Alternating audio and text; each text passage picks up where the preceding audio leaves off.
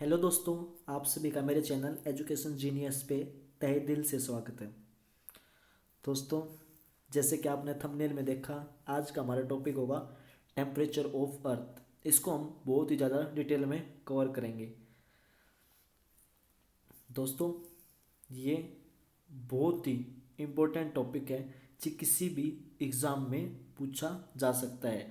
ज़्यादातर competitive exams में railway, police, UPSC, either SSC, किसी भी बड़े से बड़े कॉम्पिटिटिव एग्ज़ाम में और छोटे से छोटे कॉम्पिटिटिव एग्ज़ाम में, किसी भी एग्ज़ाम में इसकी बहुत इंपॉर्टेंस है।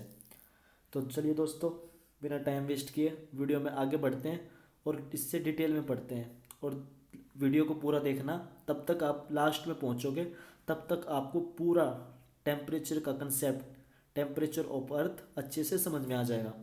सबसे पहले हम उसके लिए पढ़ते हैं कि टेम्परेचर होता क्या है। Temperature means degree of hotness and degree of coldness of atmosphere, जिसको हम टेम्परेचर बोलते हैं। Degree of hotness and degree of coldness, गर्मी और ठंड की जो डिग्री होती है उस एटमॉस्फेयर की, उसको हम टेम्परेचर बोलते हैं। दोस्तों, टेम्परेचर को हम जैसे डिग्री सेल्सियस में मेजर करते हैं, और टेम्परेचर को केल्विन में भी मेजर किया जाता है, फ़ारेनहाइट में भी मेजर किया जाता है, जिसको हम डिग्री से फ़ारेनहाइट और फ़ारेनहाइट से डिग्री में चेंज कर सकते हैं। तो चलिए दोस्तों, अब बात करते हैं हीटिंग प्रोसेस ऑफ अर्थ। अर्थ पे टेम्परेचर कैसे बढ़ता है और कैसे घटता है, और जो अर्थ का हीटिंग प्रोसेस है वो क्या है। अर्थ हीट कैसे होती है, गर्म कैसे होती है। जो दोस्तों, एक प्रोसेस है रेडिएशन। व्हेन सनलाइट और rays directly reach on the earth and heat up, जब सूर्य की किरणें, जैसे दोस्तों आप पिक्चर में देख पा रहे हैं, जो डायरेक्टली अर्थ पे आती हैं, अर्थ के सरफेस पे गिरती हैं और जो अर्थ को हीट करती हैं, दोस्तों उस प्रोसेस को हम कहते हैं रेडिएशन। इंसोलेशन, इंसोलेशन एक स्पेसिफिक टर्म है जो amount of solar radiation to earth surface, जितनी भी total number of amount of solar radiations earth पे सरफेस पे पहुंचती हैं, उनको हम इंसोलेशन भी बोलते हैं। तो दोस्तों, पहला प्रोसेस जो है वो है रेडिएशन का। The sun hits the ground. Second दोस्तों, condensation, when there are two objects in contact and heat transfers between them. दोस्तों, आपने देखा होगा जैसे पैन होता है जिसमें हम पानी गर्म करते हैं, और जब हम गैस स्टोव जल रहा होता है तो जैसे जैसे वाटर गर्म होता रहता है, और जैसे ये पैन इधर से गर्म हो गया दोस्तों, तो जो इसके साथ में जो ये पैन को पकड़ने का जो ये डंडी होती है इसकी, ये भी साथ में गर्म होने लगती है। जो इसकी पैन की स्टिक होती है जो इसके साथ में अटैच होती है इसको हैंडल करने के लिए, तो इसमें भी हीट का ट्रांसफ़र होने लगता है। और जब दो ऑब्जेक्ट्स के बीच में जो कांटेक्ट में हो और उनके बीच में अगर हीट का ट्रांसफ़र होता है तो उसको हम कंडक्शन भी बोलते हैं। अब दोस्तों, नेक्स्ट प्रोसेस क्या है अर्थ का हीटिंग का। दोस्तों, एक बार आपको कंडक्शन इसमें दिखा देता हूँ कि इसमें अर्थ को रेफरेंस को लेके कंडक्शन प्रोसेस को कैसे बोला गया है। जैसे दोस्तों, मान लो अगर अर्थ सरफेस वार्म है, गर्म है, और जो अर्थ सरफेस के ऊपर जो एयर मास है वो अर्थ सरफेस के कांटेक्ट में, दोस्तों यहाँ से आप देख पा रहे होगे, तो जो एयर मास है वो भी अर्थ सरफेस के कांटेक्ट में आने की वजह से वार्म हो जाता है। और दोस्तों, इस प्रोसेस को कंडक्शन बोलते हैं, जिसमें air mass over the surface of earth gets warmer, जो कि गर्म हो जाता है। अब दोस्तों, नेक्स्ट प्रोसेस है कन्वेक्शन। इसको भी एक बार उस वीडियो की मदद से समझते हैं दोस्तों, कन्वेक्शन और एडवेक्शन। तो इसको भी एक बार उस वीडियो की मदद से समझते हैं दोस्तों, उस फोटो की मदद से समझते हैं कि उसमें क्या लिखा हुआ है या हम उससे क्या समझ पा रहे हैं। इसमें देखो दोस्तों, द वार्म एयर राइजेज, जब दोस्तों वार्म एयर राइज करती है टेम्परेचर बढ़ने की वजह से जब भी वार्म एयर राइज करती है वर्टिकल डायरेक्शन में, उसको प्रोसेस को हम बोलते हैं कन्वेक्शन।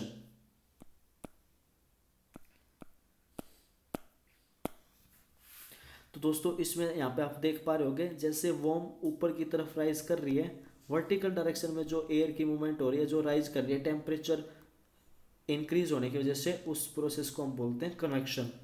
और जिस प्रोसेस में एयर हॉरिजॉन्टली मूव करती है, यानी कि गर्म होने की वजह से जो एयर पार्टिकल्स होते हैं वो मूव करते हैं हॉरिजॉन्टल डायरेक्शन में, उसको हम बोलते हैं advection. Convection, air particles moves in vertical direction is convection, air particle move in horizontal direction is advection. जिसकी वजह से दोस्तों ये भी हीटिंग प्रोसेस ऑफ अर्थ में मदद करते हैं।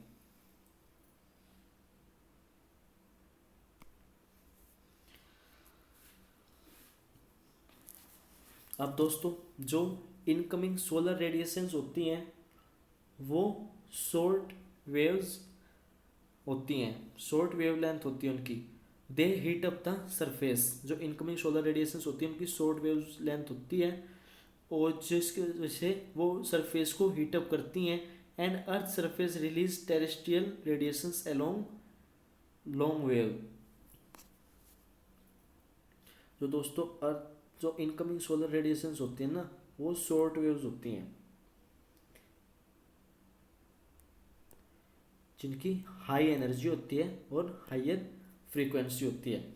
और जो अर्थ के सरफेस से टकराने के बाद, जैसे अर्थ के सरफेस पे हीट रेडिएशंस पड़ती हैं, यहाँ पे हीट स्टोर होती है और इसके बाद जो अर्थ की तरफ से रेडिएशंस निकलती हैं जिनको हम टेरेस्ट्रियल रेडिएशंस बोलते हैं, वो लॉन्ग वेव होती हैं, लॉन्ग वेव रेडिएशंस होती हैं। मोर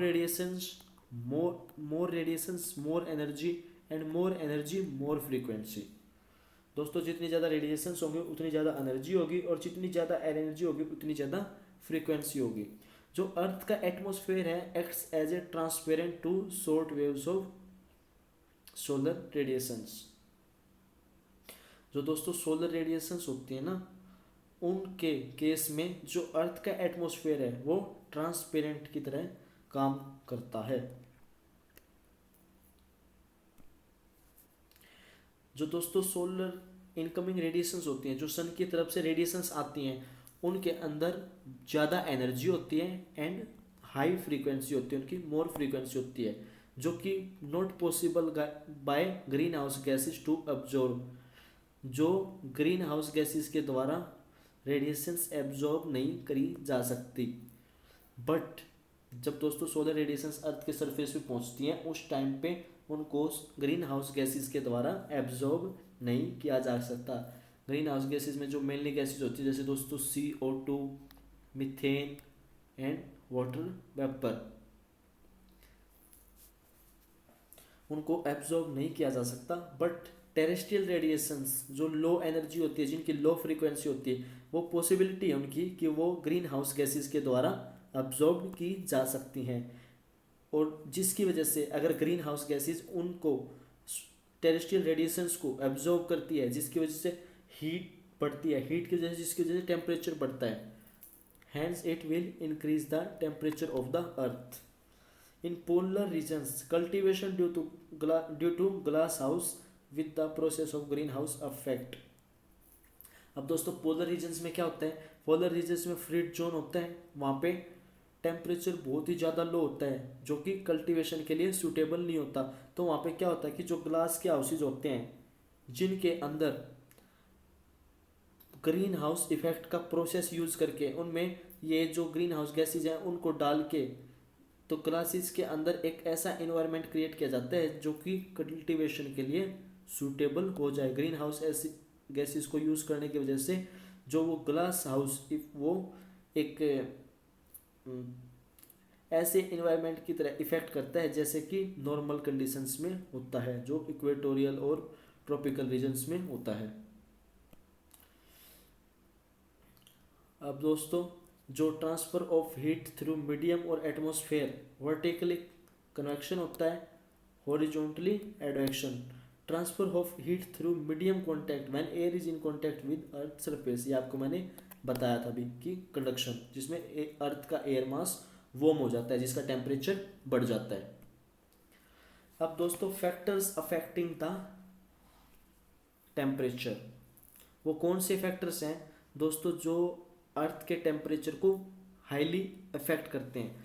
पहला फैक्टर है दोस्तों लैटिट्यूड। दोस्तों कलर चेंज कर लेते हैं। पहला फैक्टर है लैटिट्यूड। अब लैटिट्यूड कैसे? Higher latitude lower temperature, lower latitude higher temperature. अब दोस्तों इसको समझते हैं कि इसका मतलब क्या होता है। देखो यहाँ पे जो हायर लैटिट्यूड है 90 degree north, 90 degree north and 90 degree south, यानी कि नॉर्थ पोल और साउथ पोल में हायर लैटिट्यूड है, यहाँ पे टेम्परेचर क्या होता है? लो। लेकिन जो ट्रॉपिकल एरियाज होते हैं नीचे इक्वेटर से लेके 25 30 35 डिग्री तक नॉर्थ और 30 35 डिग्री तक साउथ तक, जो ये ट्रॉपिकल एरिया होता है, इसमें क्या होता है कि ये लोअर लैटिट्यूड होता है, लेकिन इसमें टेम्परेचर हाई रहता है। इसमें टेम्परेचर हाई रहने की मेन वजह क्या होती है कि जो सन होता है वो थ्रू आउट द ईयर, यहाँ पे ट्रॉपिक ऑफ कैंसर और यहाँ पे ट्रॉपिक ऑफ कैप्रिकॉर्न के ऊपर ही रहता है, इस एरिया के बीच में ही रहता है। ज़्यादातर सन की इस पे डायरेक्ट रेज पड़ती हैं, जिसकी वजह से यहाँ पे टेम्परेचर ज़्यादा हाई रहता है। लेकिन नॉर्थ पोल तक की वजह से जाते जाते अर्थ की रेज सलांटिक हो जाती हैं और बीच में कुछ डस्ट पार्टिकल्स भी होते हैं जो सन रेज को इतना ज़्यादा इफेक्टफुल नहीं होने देते।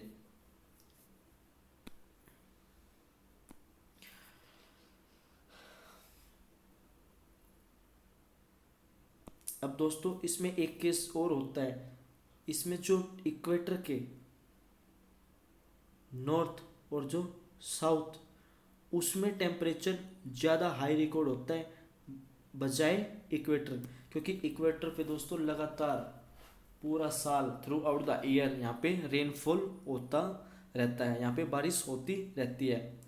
लेकिन हाँ यहाँ पे इंसोलेशन ज़्यादा हाई होता है क्योंकि इक्वेटर पे ज़्यादा वाटर बॉडीज प्रेजेंट होने की वजह से।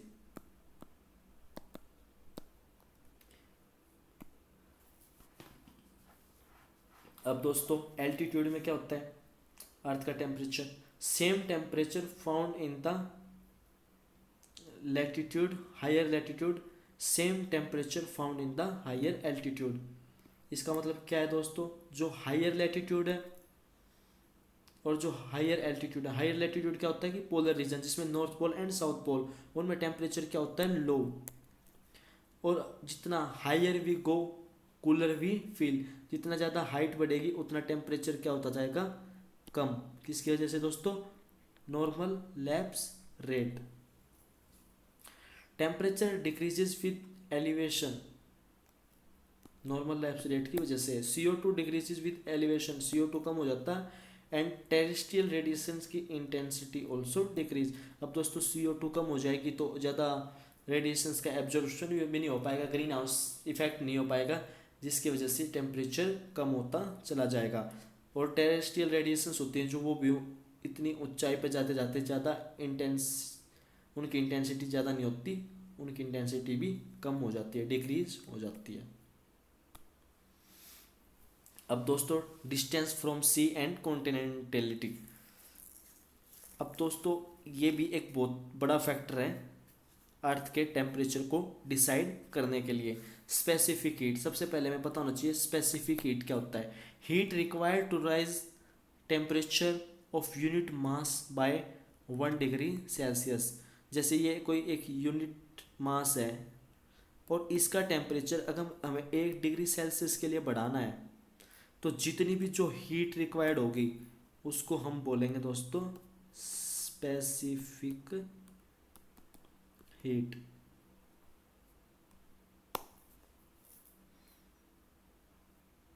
Specific heat.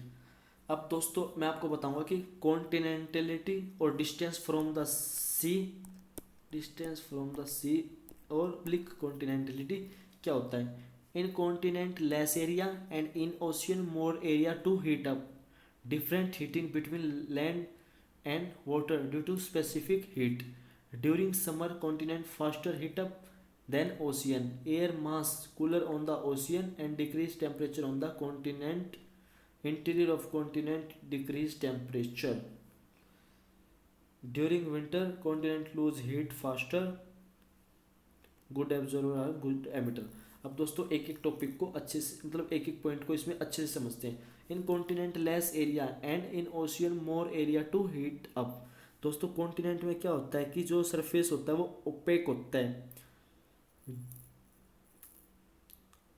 ओपेक होता है। इसमें क्या होता है कि जो सोलर रेडिएशंस होती है ना वो ज़्यादा गहराई तक नहीं जा सकती, वो सिर्फ ऊपर के कुछ फ्यू इंचज तक ही लिमिटेड रह जाती हैं, जिसकी वजह से ये एरिया ज़्यादा जल्दी गर्म हो जाता है, ज़्यादा जल्दी गर्म हो जाता है।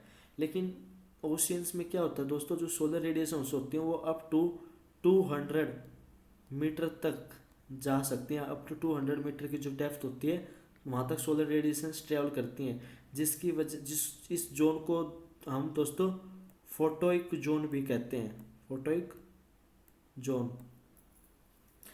अब दोस्तों कॉन्टिनेंट का जो एरिया होता है हीटअप होने के वो लेस एरिया होता है क्योंकि फ्यू इंचज होता है, लेकिन जो ओशियन का होता है वो मोर एरिया होता है हीटअप होने के लिए, इसमें भी टाइम लगता है। अब दोस्तों different heating between land and water due to specific heat. अब पानी को जितना गर्म होने में टाइम लगता है दोस्तों उतना ही ठंडा होने में भी टाइम लगता है, और जितना जल्दी रेत गर्म होगा उतना ही जल्दी ठंडा भी हो जाएगा। दोस्तों रेत क्या होता है कि उसकी जो स्पेसिफिक हीट होती है वो कम होती है, लेकिन जो वाटर होता है उसकी स्पेसिफिक हीट ज़्यादा होती है, water has higher specific heat. Summer में कॉन्टिनेंट फास्टर हीट होता है देन ओशियन, क्योंकि वही सेम फैक्टर दोस्तों कि इसका एरिया कम होता है और ओशियन का एरिया ज़्यादा होता है। तो जो अब दोस्तों समर में क्या होगा कि ओशियन ज़्यादा गर्म हो जाएगा, यहाँ पे टेम्परेचर ज़्यादा हाई होगा, तो क्या होगा ओशियन में टेम्परेचर कम होगा, जिसकी वजह से जो ओशियन के ऊपर एयर मास होगा उसका क्या होगा कि वो कूलर होगा ओशियन में, और उसको जो टेम्परेचर होता है वो डिक्रीज होता है कॉन्टिनेंट में आने की वजह से। मतलब यहाँ पे कॉन्टिनेंट नहीं दोस्तों, यहाँ पे कोस्ट पे आने की वजह से इसका टेम्परेचर कम हो जाता है एयर मास का। अब interior of the continent increase the temperature, और अगर यही air mass same air mass अगर कॉन्टिनेंट के इंटीरियर में जाएगा, बीच वाले हिस्से में जाएगा, तो वहाँ पे इसका टेम्परेचर बढ़ जाता है, क्योंकि समर में कॉन्टिनेंट का टेम्परेचर ओशियन की कंपैरिजन में काफ़ी ज़्यादा होता है। और विंटर में क्या होता है कि कॉन्टिनेंट हीट लूज जल्दी करता है, किससे? ओशियन से, क्योंकि ओशियन में वही आपको बताया था कि पानी को जितना टाइम गर्म होने में लगता है उतना ज़्यादा ठंडा होने में लगता है। तो जितनी ओशियन हीट अब्जॉर्ब करता है उस जितना देर में हीट को अब्जॉर्ब कर पाता है वाटर, उतना ही लेट उसको रिलीज करता है, उतने ही टाइम तक। इसलिए good absorber are good emitter, जो जितना ज़्यादा अच्छा एब्जॉर्ब करता है वो उतना ही अच्छे से एमिट भी करता है। अब दोस्तों नेचर ऑफ स्लोप, ये अर्थ के टेम्परेचर को कैसे डिसाइड करता है, ये भी एक बहुत ही इम्पोर्टेंट फैक्टर है। अब मान लो दोस्तों जैसे कि ये पहाड़ है, ये पहाड़ियाँ हैं, और ये इधर भी पहाड़ियाँ हैं, माउंटेन्स हैं। अब दोस्तों ये है इक्वेटर, ये इक्वेटर है। तो अब जैसे सूर्य है, जो सूरज है वो इक्वेटर के ऊपर है, तो जो सूर्य की ये रेडिएशंस होंगी, ये सोलर रेडिएशंस होंगी, ये किधर होंगी? अब मान लो दोस्तों ये नॉर्दर्न हेमिस्फेयर में है, यहाँ पे नॉर्थ पोल है और यहाँ पे साउथ पोल है, ये साउथ पोल है, ये नॉर्थ पोल है, और ये बीच में इक्वेटर है 0 डिग्री पे। तो जो इधर दोस्तों ये जो सूर्य की किरणें होंगी ये पड़ेंगी, ये जो नॉर्थन हेमिस्फेयर में जो माउंटेन्स होंगे, जो साउथ की तरफ, साउथर्न हेमिस्फेयर की तरफ जो इनका साउथ फेस होगा, वो सनलाइट को रिसीव करेंगी, तो यहाँ पे टेम्परेचर ज़्यादा होगा, और नॉर्थ फेस पे डज नॉट रिसीव सनलाइट, तो यहाँ पे टेम्परेचर थोड़ा कम होगा। ये लीवर्ड साइड हो जाएगी दोस्तों माउंटेन की। अब साउदर्न हेमिस्फेयर में जो नॉर्दर्न फेस होगा वो ज़्यादा सनलाइट रिसीव करेगा in comparison to southern face. यहाँ पे सनलाइट दोस्तों कम होगी तो इधर टेम्परेचर ज़्यादा होगा और इधर टेम्परेचर कम होगा।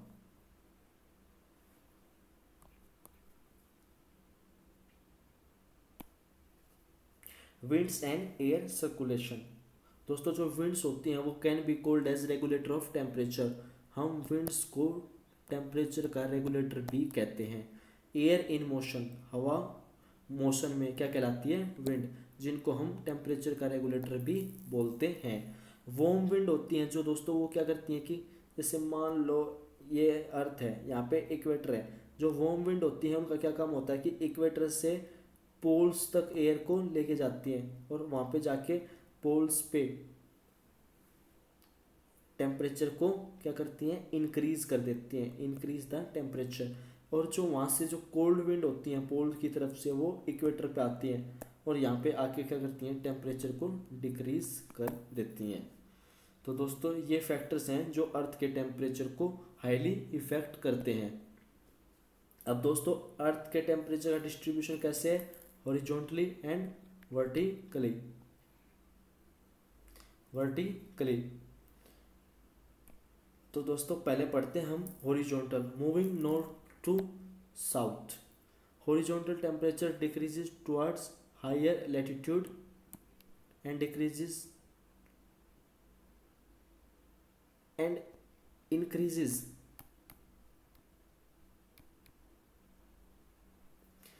increases towards lower latitude।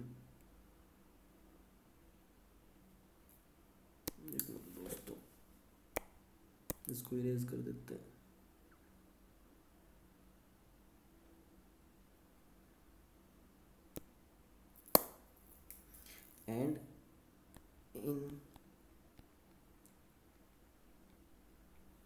And increases lower latitudes.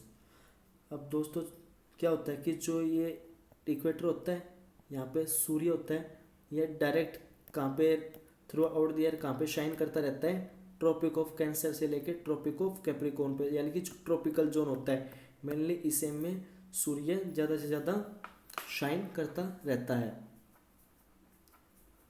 इसी वजह से दोस्तों जो हॉरिजॉन्टली टेम्परेचर डिक्रीज होता है हायर लैटिट्यूड्स में, यहाँ पे टेम्परेचर कम होता है हायर लैटिट्यूड्स में, और लोअर लैटिट्यूड्स में टेम्परेचर ज़्यादा होता है। मैक्सिमम टेम्परेचर दोस्तों जो रिकॉर्ड होता है वो एग्जैक्ट इक्वेटर के ऊपर नहीं होता, इक्वेटर के 5 डिग्री नॉर्थ और 5 डिग्री साउथ में टेम्परेचर रिकॉर्ड होता है, 5 degree north and 5 degree south में। Maximum temperature recorded to north and south of equator because at equator maximum higher precipitation, जो मैंने आपको बताया था कि रेनफॉल होती रहती है, फ्रीक्वेंट फॉर्मेशन ऑफ क्लाउड्स बनते रहते हैं यहाँ पे इक्वेटर में, पूरे दिन में बनते ही रहते हैं, पूरा साल लगातार कंटिन्यू बारिश होती है।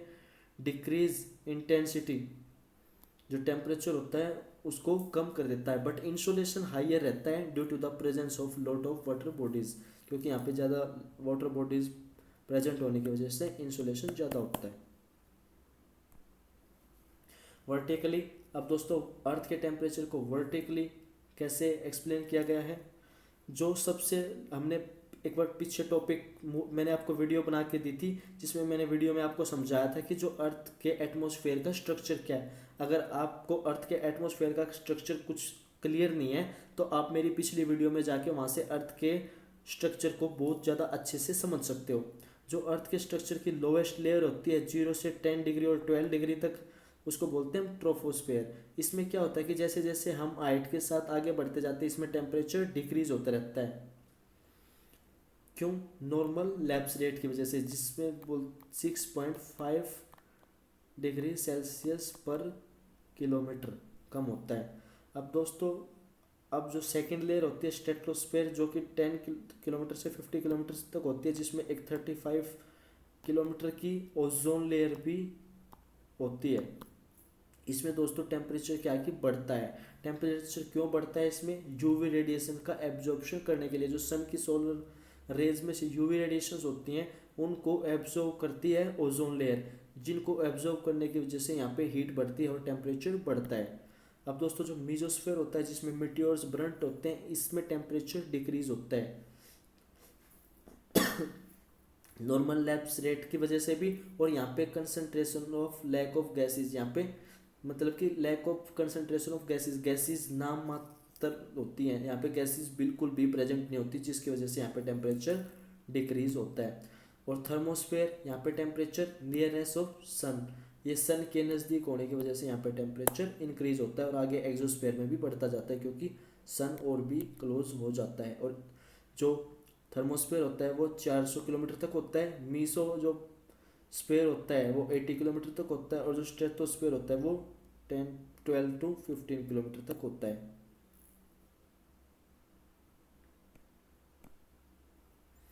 अब दोस्तों we move from east to west, जैसे हम ईस्ट से वेस्ट की तरफ मूव करते हैं। Lines which join the place with equal temperature is isotherms. दोस्तों जो लाइन्स, अगर एक मैप के ऊपर मान लो यहाँ पे कुछ पॉइंट दिए हुए हैं, टेम्परेचर नापा हुआ है यहाँ पे, और ये अगर इनको इक्वल टेम्परेचर है ये, और जो लाइन इनको जोड़ती है उसको हम क्या बोलते हैं, आइसोथर्म।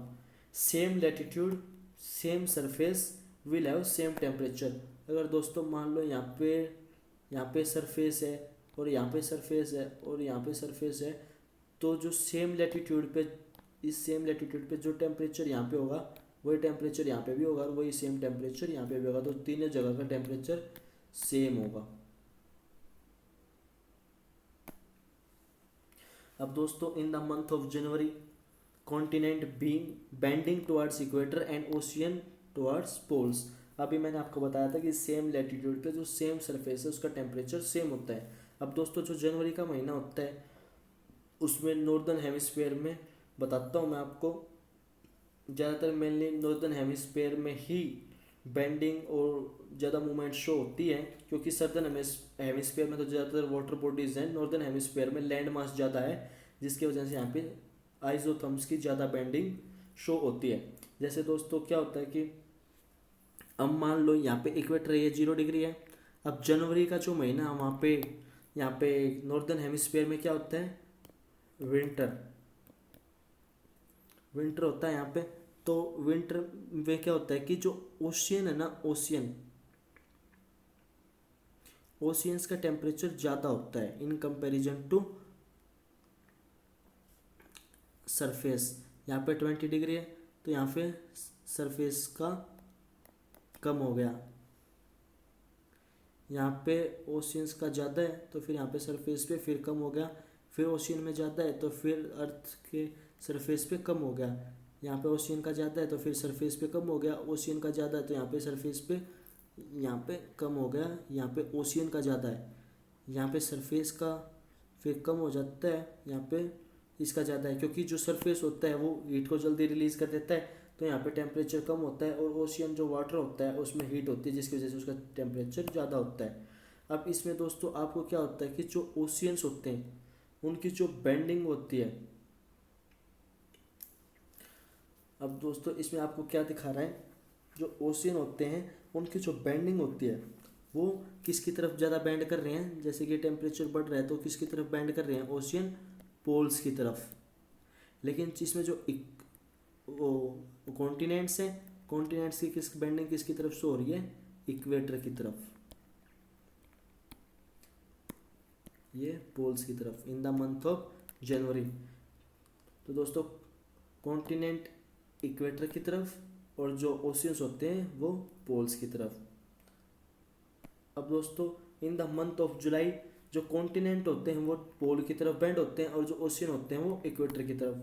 कैसे, जुलाई का महीना होता है नॉर्दर्न हेमिस्फीयर में समर का, जिसमें टेम्परेचर ज़्यादा होता है। अब समर में टेम्परेचर ज़्यादा होता है तो जो ओशियन का टेम्परेचर है वो कॉन्टिनेंट के कंपैरिजन में कम होता है। अब कॉन्टिनेंट में टेम्परेचर ज़्यादा होता है तो ओशियन में कम होता है, कॉन्टिनेंट में ज़्यादा होता है तो ओशियन में कम होता है। अब जो कॉन्टिनेंट है दोस्तों, ये देखो यहाँ पे जो इनकी बेंडिंग है वो पोल्स की तरफ शो होती है, लेकिन जो कॉन्टिनेंट्स है उनकी जो बेंडिंग है वो इक्वेटर की तरफ शो होती है।